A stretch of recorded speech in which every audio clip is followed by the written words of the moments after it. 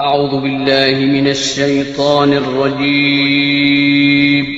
بسم الله الرحمن الرحيم.